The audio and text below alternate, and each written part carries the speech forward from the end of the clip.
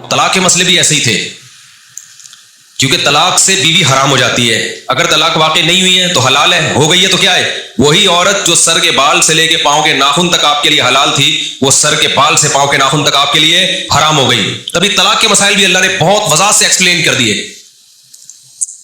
بتا دیا طلاق مرتان، صریح لفظوں سے جب طلاق دو گے تو دو دفعہ تمہارے پاس رائٹ ہے. اس میں خدا کی قسم اللہ نے ایسا کچھ بھی نہیں کہا کہ فوراً دو یا بعد میں دو. آج کل کے اسکالر جھوٹ بولتے ہیں، لفاظی کرتے ہیں باتوں میں. فَإِمْسَاكُمْ بِمَعْرُوفٍ أَوْ تَسْرِيحٌ بِإِحْسَانٍ، اچھے طریقے سے رکھو یا عمدہ طریقے سے چھوڑ دو. فَإِن طَلَّقَهَا، اگر تیسری دے دی، فَلَا تَحِلُّ لَهُ مِن بَعْدُ، بیوی حلال نہیں ہے. اللہ نے یہ نہیں کہا فوراً دی یا بعد میں دی، یہاں تو اللہ نے بتا دیا. دوسری جگہ اللہ نے بتا دیا کہ دینے کا صحیح طریقہ کیا ہے. اکٹھی مت دو، 3 مہینوں میں تقسیم کر کے دو. تو اس سے بتا دیا. اور وہاں سورہ طلاق میں اللہ نے یہ بھی بتا دیا کہ ہم تمہیں تقسیم کر کے دینے کا کیوں کہہ رہے ہیں. لا تدری لعل اللہ یحدث بعد ذلک امرا، ہو سکتا ہے طلاق دینے کے بعد تمہیں شرمندگی ہو، تو اکٹھی نہ نکالا کرو، ڈیوائڈ کر کے دیا کرو، اپنے لیے رجوع کا راستہ رکھو. کتنا واضح ہے کہ 3 کتنی ہوتی ہیں؟ 3 ہوتی ہیں. کتنی وجہ، یعنی اللہ بتا رہے کہ میں تمہیں منع اس لیے کر رہا ہوں کہ رجوع کا راستہ ختم ہو جائے گا نا، اکٹھی منہ سے نکال دی تو. کتنی وضاحت کے ساتھ. لیکن پھر بھی اختلاف جس نے کرنا ہے وہ تو کر کے چھوڑے گا. اور کمال کی بات یہ کہ یہ قرآن سے ہٹتے بھی ہیں، اور جو ائمہ اربعہ، چاروں امام قرآن کو فالو کرتے ہیں نا، ان کو کہتے ہیں ان کو قرآن سمجھ میں نہیں آیا. اور آج کل جو پروپیگنڈا چل رہا ہے نا اسکالرز کا، ہر وہ مسئلہ جو ان کی رائے کے خلاف ہوتا ہے اس کو کہتے ہیں حنفیوں کا بنایا ہوا ہے، حالانکہ وہ سارے صحابہ کا ہوتا ہے. یہ جو خلا ہے نا کہ عورت کورٹ سے یک طرفہ خلا نہیں لے سکتی، حنفیوں کا بنایا ہوا نہیں ہے، یہ قرآن کا بتایا ہوا. صحابہ، تابعین، چاروں امام، حتیٰ کہ شیعہ سنی بھی اس میں داخل، شیعہ بھی اس میں داخل ہیں. لیکن آج آپ کو ایسے اسکالرز مل رہے ہیں جو کہتے ہیں کہ نہیں، عورت کو خلا کا حق ہے، شوہر راضی ہو یا نہ ہو وہ کورٹ سے خلا لے سکتی ہے. قرآن کے بالکل خلاف ہے یہ. اور ابھی وفاقی شرعی عدالت نے بھی عدالت کے اس غلط فیصلے کو صحیح قرار دے دیا ہے. اس سے پتہ چلتا ہے وفاقی شرعی عدالت کے جج بھی کیا ہیں، بالکل کیا چل رہے ہیں، فارغ. اتنا یعنی قرآن کے ساتھ کھیلا جا رہا ہے نا. ہم جو کہتے ہیں نا چاروں اماموں کو، میرا ٹاپک نہیں ہے لیکن بار بار میں اس کو ریپیٹ کرتا ہوں، چاروں اماموں کو فالو کرنا اس لیے نہیں، قرآن سے ہٹانے کے لیے، صحیح قرآن پہ لانے کے لیے، ورنہ اوٹ پٹانگ چلے گا. ایک بات کر کے میں آگے بیان کی طرف آتا ہوں. یہ لوگ جو کہتے ہیں نا، جو ابھی وفاقی شرعی عدالت نے بھی فیصلہ کیا نہیں عورت کو خلا کا رائٹ ہے، وہ کورٹ میں جا کے خلا لے سکتی ہے، یہ اتنا مضحکہ خیز فتویٰ ہے نا فیصلہ وفاقی شرعی عدالت کا، کہ جس نے ذرا بھی قرآن و حدیث کو پڑھا ہے نا وہ اس فیصلے کو ایک لطیفہ سمجھے گا. بہترین لطیفہ ہے 15ویں صدی کا. اور ایک اسکالر نے تو اس کی تائید بھی کر دی ہے، یوٹیوب کے بڑے مشہور اسکالر ہیں، اور کہا یہ حنفیوں کے یہاں نہیں ہوتا خلا، باقی سب کے یہاں ہو جاتا ہے. یہ بھی نہیں پتا کہ بھائی سب کے یہاں نہیں ہوتا یہ خلا. لیکن کوئی پوچھنے والا نہیں ہے یار، پھینکے چلے جاؤ، جھوٹ بولتے چلے جاؤ. اس ملک میں کوئی پوچھنے والا نہیں ہے. لوگ نیچے کمنٹس کر رہے ہوتے ہیں واقعی یار یہ حنفی تو مقلد ہوتے ہیں. کبھی ہمارے پاس بیٹھو، ہمیں آپ کو پتا چلے گا انشاءاللہ اندھا مقلد کون ہے، اور حقیقت میں قرآن و سنت کا علم رکھنے والا اور حقیقت میں قرآن و سنت کو فالو کرنے والا کون ہے. کبھی بیٹھو تو پتا چلے نا. وہی ہے، وہ ابا نے پوچھا تھا نا بچے سے، یہ میں کھلا والی بات رہنا چاہے جو وفاقی شرعی عدالت نے کیا نا، میں اس کو بتاتا ہوں کتنا بڑا لطیفہ عدالت نے چھوڑا ہے، وفاقی شرعی عدالت نے. وہ میں بتاؤں گا قرآن سے کیسے کیا پتہ چلتا ہے. یہ جو بیان کیا گیا نا، وہ ایک میں کہہ رہا ہوں کہ ہمارے ساتھ بیٹھو تو پتہ چلے. تو وہ میں اکثر سناتا ہوں نا. ابا نے بچے سے پوچھا علامہ اقبال کا پتہ ہے کون ہے؟ چلے کا پتہ نہیں. قائد اعظم کا پتہ ہے؟ پتہ نہیں ابا. کبھی اسکول جاؤ تو پتہ چلے نا، کم بخت کبھی اسکول جاؤ تو پتہ چلے. بچے نے کہا وسیم کا پتہ ہے؟ گھر میں آتے ہیں وسیم صاحب پتہ ہے کون ہے؟ کہہ رہے نہیں. غفار کا پتہ ہے؟ نہیں. گھر میں رہو تو پتہ چلے نا. سمجھ رہے، گھر میں رہو تو. ابا اکثر گھروں سے شارٹ ہوتے ہیں نا، پان گٹکے میں، دوستوں میں، گٹر کے ٹکروں میں. تو ہمارے پاس بیٹھو تو ہم بتائیں گے انشاءاللہ کہ کون کس علم کس کے پاس ہے اور منجن کون بیچ رہا ہے قرآن و سنت کے نام. میں جیو ٹی وی میں تھا، مجھ سے انٹرویو لے رہے تھے. وہ کہنے لگے کہ یہ 3 طلاق جو ہے امام حنیفہ کہتے ہیں حنفیوں کے یہاں 3 ہوتی ہیں، اہل حدیثوں کے یہاں. میں نے کہا حنفیوں نہیں، قرآن و سنت میں سب کے ہاں 3 ہوتی ہیں. اس لیے حنفیوں کے یہاں بھی کتنی ہوتی ہیں؟ 3 ہی ہوتی ہیں. اس لیے ہوتی ہیں. احناف نے قرآن و سنت کو پہلے رکھا ہے، ابو حنیفہ کو بعد میں رکھا ہے. ابو حنیفہ قرآن حدیث کی تشریح میں جب اختلاف ہوگا تو اس میں ہم ابو حنیفہ کی رائے کو ترجیح دیتے ہیں.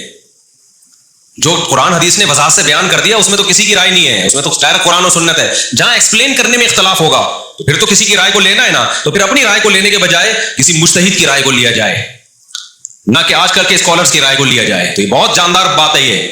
تو میں وہ بتا رہا تھا یہ وفاقی شرعی عدالت نے جو لطیفہ چھوڑا ہے کتنا بڑا.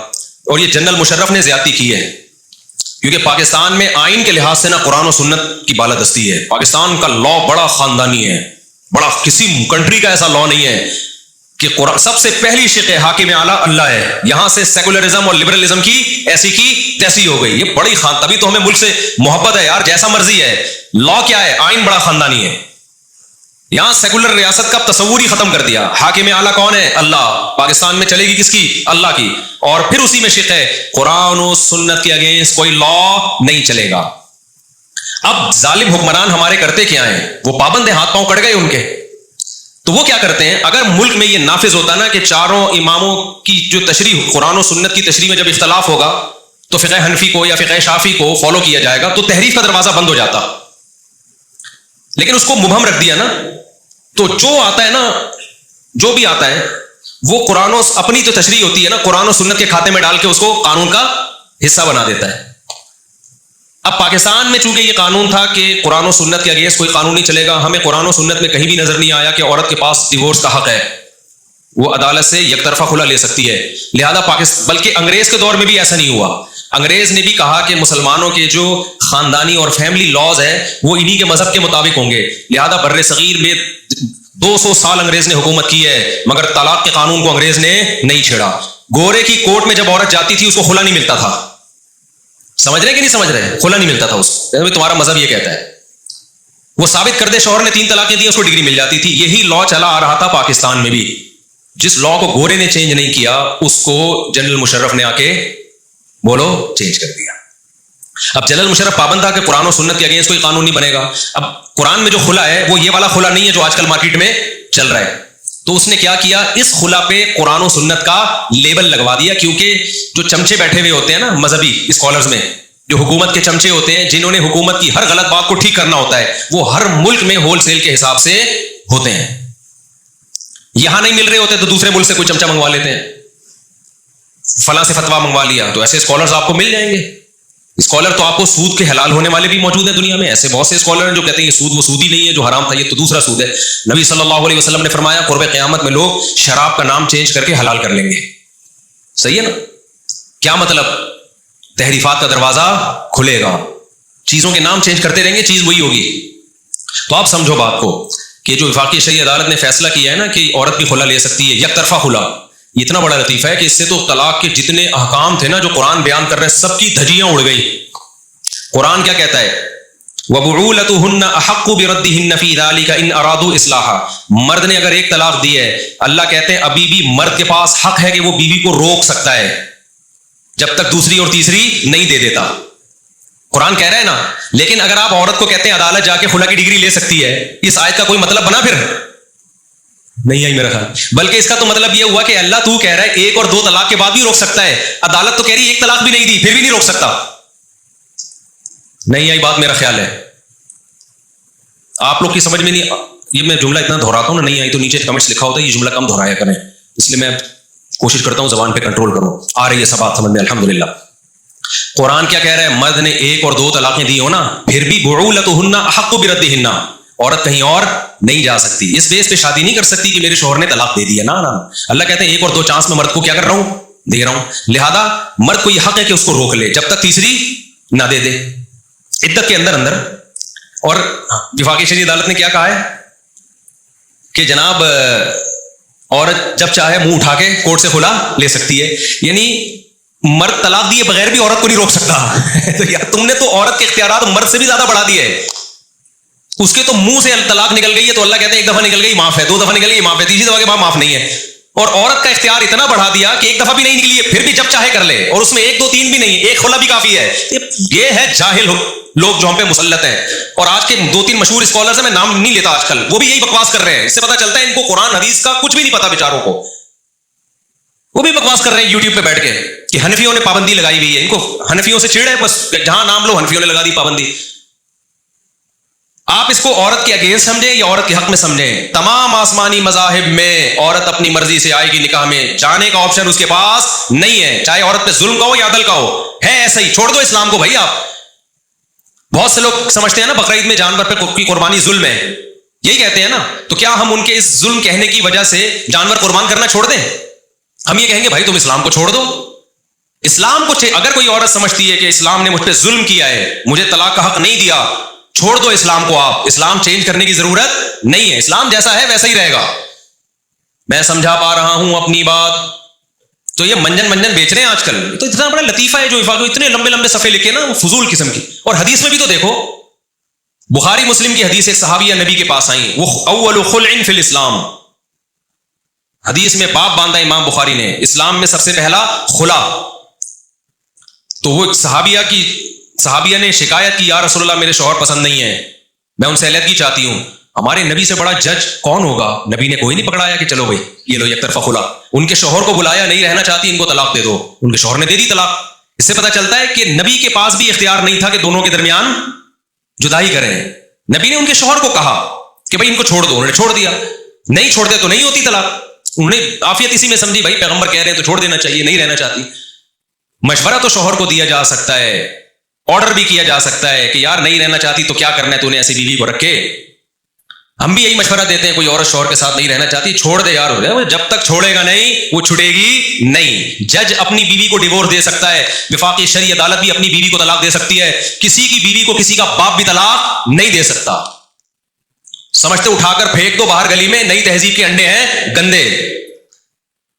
اگر آپ کی بیوی کہتی ہے نا مجھے نہیں میں نہیں رہنا چاہتی, ایکچولی آپ بولو بھائی میں جب تک نہیں چھوڑوں گا آپ نہیں جا سکتی کہیں. تو کہتی ہے میں خلا کو میں نہیں مانتی مفتیوں کے فتوے کو. آپ بولو بھائی تم مرتد ہو جاؤ, تم اسلام کو کیا کرو, چھوڑ دو. تمہیں مسلمانوں کے قبرستان میں ہم دفن نہیں کریں گے, ہم تمہیں غسل کفن, جاؤ ہندوؤں کی طرح آگ میں جلا دو اپنے آپ کو, یہ عیسائیوں کی طرح تابوتوں میں جاؤ. اسلام جو فالو کرے گا تو اسلام کے حکام کو اس کو ماننا پڑے گا.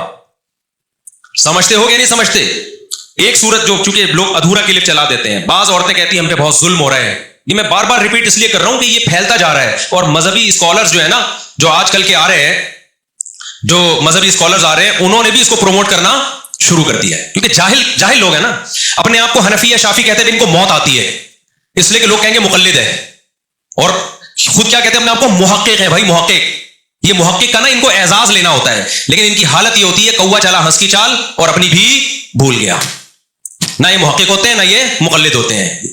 سمجھتے ہو کہ نہیں سمجھتے؟ تو اللہ کا شکر ہے ہم کسی مجتہد امام کو فالو کرتے ہیں, اپنا ہم نے کوئی فرقہ نہیں بنایا. جو فرقہ بناتا ہے نا وہ مجتہدین کی اتباع سے ہٹ کے ہی بناتا ہے فرقہ. لیبل یہ لگاتا ہے کہ میرا کوئی فرقہ نہیں ہے. تو بھائی تمہارے نام سے فرقہ بن رہا ہے ایک نیا, تو خوب سمجھ لو یہ بہت زیادہ پھیل رہا ہے. اس کے سائیڈ افیکٹ اتنے زیادہ ہیں کہ آپ کی سوچ ہے, عورت کی طبیعت میں ٹھہراؤ نہیں ہے. آج وہ آپ کے پاس پیسہ دے کے آئی, کل کسی کے پاس پیسہ زیادہ آیا, یہاں سے ٹرن مار کے ادھر لڑکے گی وہ, وہاں پیسہ زیادہ آیا ٹرن مار کے وہاں لڑکے گی وہ. اور جب یہ بات پھیلے گی مرد اپنی بیویوں سے وفا کرنا چھوڑ دیں گے. کیوں؟ جب آپ کو پتا ہے کہ یار یہ میری ہے ہی نہیں, جب چاہے مارکیٹ سے شارٹ ہو سکتی ہے, تو میں جائیدادیں کروں گا اس کے نام, میں فلیٹ بنا کے دوں گا اس کو, میں 10-10 تولے زیور ڈالوں گا اس کے گلے میں. عدالت یہ بھی نہیں پوچھتی ہے کہ ایک آدمی نے 2 کروڑ کا بیوی کو پلاٹ دے دیا, نام کرایا, اگلے دن بیوی جا کے کورٹ سے کھلا لے, مرد چیختا رہے گا میرے 2 کروڑ کا پلاٹ گیا. عدالت کہے گی دفع ہو یہاں سے, مجال ہے آپ کی کوئی سن لے کورٹ میں. یہ وہ گندا جنگلیوں کا قانون ہے جو یورپ امریکہ سے لے کے ہم پہ مسلط کیا جا رہا ہے, اور ہماری عدالتیں اس پہ لیبل کس کا لگا رہی ہیں؟ اسلام کا لیبل لگا رہی ہیں. اور ہمارے اسکالرز اور یونیورسٹیوں کے پروفیسر کہہ رہے ہیں مولویوں سے نہیں پوچھو, ہم تمہیں بتائیں گے قرآن حدیث کیا ہے. سمجھتے ہو بات کو کہ نہیں سمجھتے؟ یہ تو حنفی بتائیں گے, یہ تو شافی بتائیں گے, قرآن سنت تھوڑی بتائیں گے. اس کا مطلب حنفی شافی امام حنیفہ امام شافی نے تورات و انجیل بتایا, یہ 15ویں صدی کے ٹچے ہمیں کیا سمجھائیں گے؟ یہ قرآن و حدیث سمجھائیں گے. تو ہم اس لیے جو بار بار میں مجتہدین کا ہر بیان میں ٹاپک لاتا ہوں نا, فرقہ واریت کے لیے نہیں, یہ فرقہ واریت کی مخالفت کے لیے لے کر آتا ہوں. پھیلتا جائے گا, یہ زنا پھیلے گا ہماری سوسائٹی میں. تو اب اس کا نقصان کیا ہوگا؟ مرد وفا کرنا کیا کرے گا؟ تو کیا ہے یار کسی بھی وقت جا سکتی ہے, تو میں کیوں اس پہ خرچ کروں؟ بھائی ٹائم پاس کرو, اپنی ڈیزائرز پوری کرو, بچے بھی نہیں پیدا کرے گا اس سے. کیونکہ کسی بھی وقت عدالت میں گئی 18 سال تک کا بچوں کا خرچہ بھی آپ کے کھاتے میں ڈال دیا. اور اب ایسا ہونا شروع ہو گیا ہے. ایک صاحب نے شادی کی ہے, نسل روکی ہوئی ہے. میں نے کہا یار بچے کیوں نہیں ہو رہے؟ کہہ رہے یار پہلے مجھے پتا تو چلے یہ بااعتماد عورت ہے بھی کہ نہیں ہے. کل پتا چلا کھلا لیا 2 بچوں کے ساتھ مارکیٹ سے شارٹ. تھوڑی سی میری بات بری لگ گئی, 2 بچوں کے ساتھ مارکیٹ سے شارٹ. 18 سال تک کہتا ہے میں بچوں کا خرچہ دیتا رہوں گا. اس کی پہلی بیوی کے ساتھ یہی ہوا ہے, اس سے دوسری شادی کی تو کہہ رہا ہے اس کو بچہ نہیں ہونے دے رہا میں, 4 سال تک اس کو آزمائے گا. یہ حقیقی کیس بتا رہا ہوں آپ کو جو آنا شروع ہو گئے ہیں. کہہ رہے یار بچہ پیدا کیا, پتا چلا ٹورمنجی نکل گئی, اور 18 سال تک بچہ بھی گیا ہاتھ سے, خرچہ میں ہی دوں گا, اور یہ کسی اور مرد کے ساتھ مزید 2 بچے پیدا کروا رہی ہوگی. یہ بے غیرتی ہمارے کنٹری میں وفاقی شرعی عدالت کی نگرانی میں شروع ہو رہی ہے. سمجھ رہے ہو کہ نہیں سمجھ رہے؟ یہ بے غیرتیاں ہیں. اس لیے جب یہ پاکستان میں اسلامی کنٹری بنا تھا نا، بعض علماء نے آواز اٹھائی تھی اسے کسی مخصوص فقہ کا پابند کرو، لا کو، فقہ حنفی لوگ زیادہ ہیں تو فقہ حنفی کا پابند کرو. ہم کہتے ہیں چلو فقہ شافی کا کر دو، تمہیں حنفیت پسند نہیں ہے، کسی فقہ کا پابند، یا کم از کم اس کا کرو کہ چاروں اماموں سے ہٹ کے کوئی جج کو کوئی فیصلے کی اجازت نہیں ہوگی. اگر نہیں کیا تو یہ قرآن و سنت کے نام پہ ہر لبرل کام، لبرلزم کو قرآن و سنت کا لیبل لگا دیں گے. لیکن اس وقت نہیں سنی گئی، لوگوں نے کہا یہ حنفیت پھیلانا چاہ رہے ہیں، یہ شافیت پھیلانا چاہ رہے ہیں، نہیں سنی گئی. اس کا رزلٹ آج آپ کے سامنے آ رہا ہے. جو گند کرنا ہوتا ہے، زنا کی سزا ہٹا دی ان لوگوں نے. مشرف نے تو جو گند کر کے گیا نا، جنرل مشرف، کم وقت کی مغفرت ہو. پھر بھی ہم دعا کر لیتے ہیں مغفرت کی، کیونکہ ایمان پر مرا ہے. جو ایمان پہ مرے اس کے لیے دعا کا دروازہ کھولے، دل نہیں چاہتا، اتنے گند کر کے گیا ہے. تو اب کیا ہے اس کا سائڈ افیکٹ سمجھ میں آ گئے؟ جب آپ کی شادی ہوگی آپ کہو گے یار کسی بھی وقت جا سکتی ہے، آپ ہر وقت اس کو، یہ تو ابھی کم کیسز ہیں نا، اب یہ بڑھنا شروع ہوں گے، کیونکہ ڈرامے یہی دکھائے جا رہے ہیں، فلمیں یہی دکھائی جا رہی ہیں. اور شوہر کے سامنے چیختی ہے، ایک تھپڑ مرد لگاتا ہے تو بیوی جواب میں وہ بھی تھپڑ لگا دیتی ہے، وہ بھی چیختی ہے.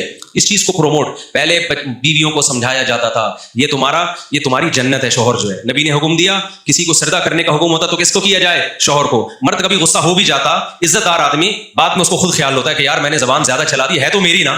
اب مرد کو پتا ہے کوئی پتہ نہیں کس کی ہے بھائی، ہے کسی بھی وقت مارکیٹ سے کیا ہو گئی، وہ سنبھل کے ڈر کے ٹھٹرا ہوا چلے گا تو وہ اپنا باپ بنا کے رکھے گا اس کو. تو بیوی باپ نہیں ہوتی میرے بھائی، یہ نیچرل نہیں ہے. وہ ماتحت ہوگی تو محبت کرے گا مرد، کیونکہ بائی نیچر مرد پاورفل ہے. اگر اس کو اختیارات آپ نے نہیں دیے تو وہ غلط استعمال اختیارات کا شروع کر دے. وہ نیچرلی مرد ہی پاورفل ہے، وہ عورت کا غلام نہیں بن سکتا. سمجھتے ہو کہ نہیں سمجھتے؟ اس سے غلط ہوگا، وہ چھوڑ دے گا عورت کو. وہی گرل فرینڈ بوائے فرینڈ گدے گھوڑے والا سیٹ اپ آئے گا ہماری سوسائٹی میں.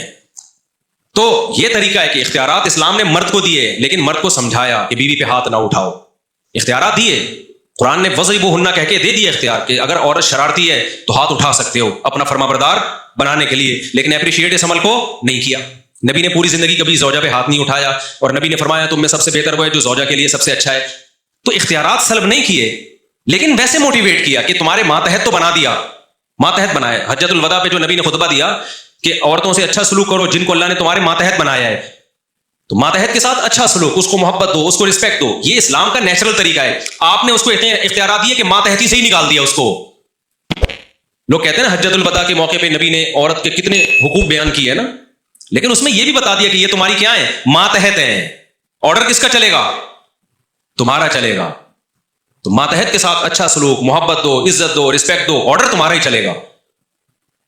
اور اس کی کڑوی کسیلی باتوں کو برداشت کرو.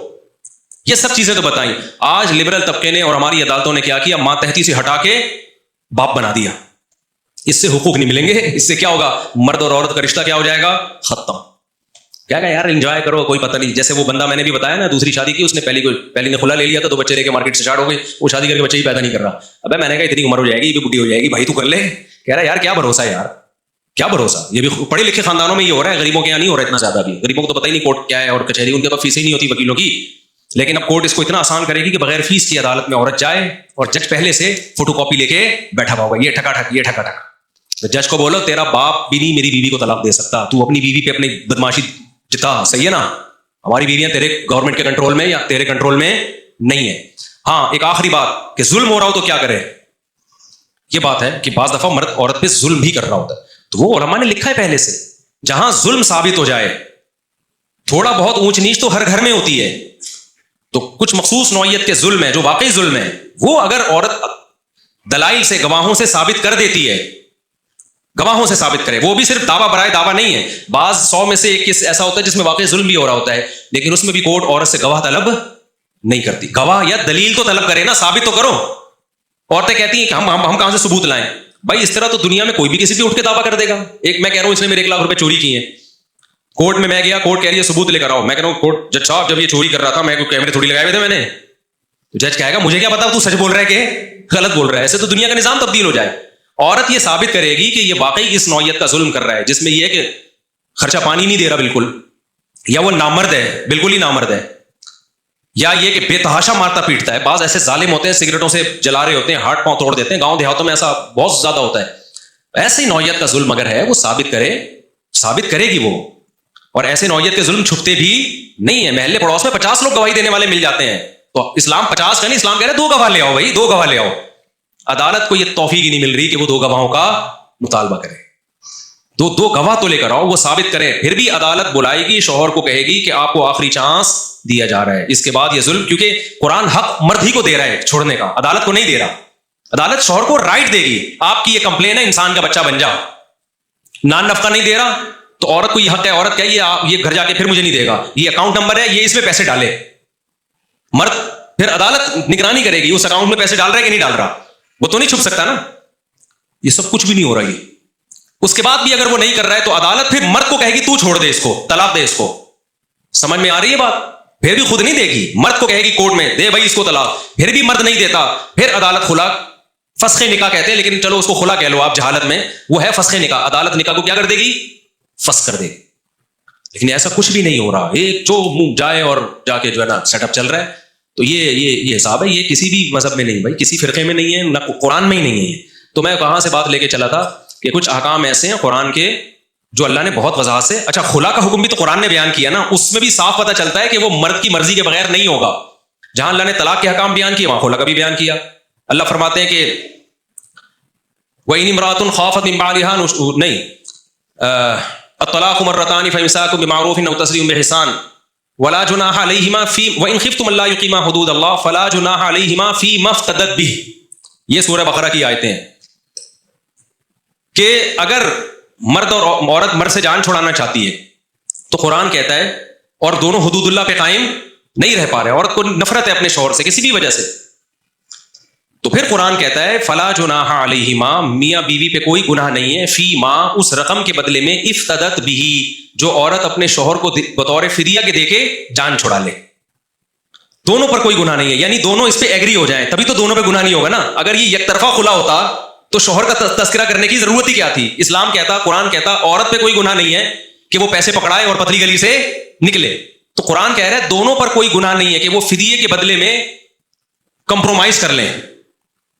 अब फिदिया कभी भी दुनिया में देखो, कैदी छुड़वाए जाते हैं ना फिदिया देके, दुनिया में कहीं ऐसा हुआ कि कैदी पैसे पकड़ाए और निकले? अगला मानेगा तो वो ये एग्रीमेंट होता है।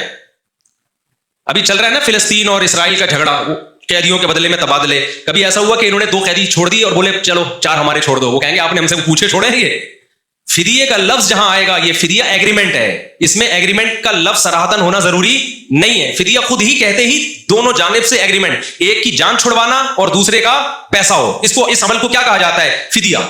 जैसे कुरान कहता है कि जब तुम्हारी मौत का वक्त होगा नाफरमानों की, तो ये सारी दुनिया की दौलत भी फिदिये में दे डाले, इनकी जान नहीं छूटेगी। इस एग्रीमेंट को अल्लाह कबूल नहीं करेगा। तो फिदिया ये हमेशा जानिबैन से होता है। जब इंसानों के दरमियान फिदिये का मामला हो तो ये जानिबैन से होता है। तो कुरान के लफ्ज से पता चल रहा है कि औरत ये कहे कि भाई पैसे ले लो और मेरी जान छोड़ दो, तो मर्द अगर इस पे राजी हो जाए तो अल्लाह कहते हैं मर्द के लिए छोड़ने में भी कोई गुनाह नहीं है और पैसे लेने में भी, और औरत के लिए पैसे की ऑफर करने में भी कोई गुनाह नहीं है और इस तरह से खुला मांगने में भी कोई गुनाह नहीं है। लेकिन होगा ये दोनों के एग्रीमेंट से ही, और ये भी जब है जब मर्द में कोई माकूल वजह हो।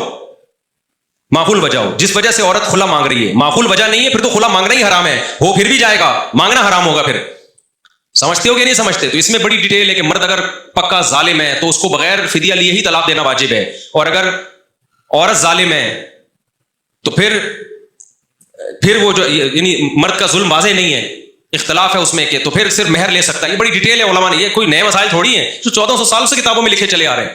खुलासा उन तमाम बातों का ये है कि मर्द कहीं और, यानी उस एक तरफा खुला कुरान से भी पता चलता है कि नहीं होता, हदीस से भी हो, और हदीस में जो इसकी तशरीह है वही साहबी को बुलवा के आपने हुक्म दिया कि इनको तलाक दो। तो खैर हम अब असल टॉपिक की तरफ आते हैं। मैं ये कर रहा था कि अल्लाह ने तलाक के अहकाम बहुत क्लियर बयान कर दिए, तभी सहाबा में तलाक के मसलों में इख्तलाफ नहीं था। सब सहाबा के नजदीक 3 कितनी होती थी? 3। ये तो 7वीं सदी हिजरी में इब्न तैमिया रहमतुल्लाह ने एक डाल दिया मसला, फिर अहले हदीसों को वहां से उठा के लेके बड़ी ढटाई के साथ उस पर डट गए वो।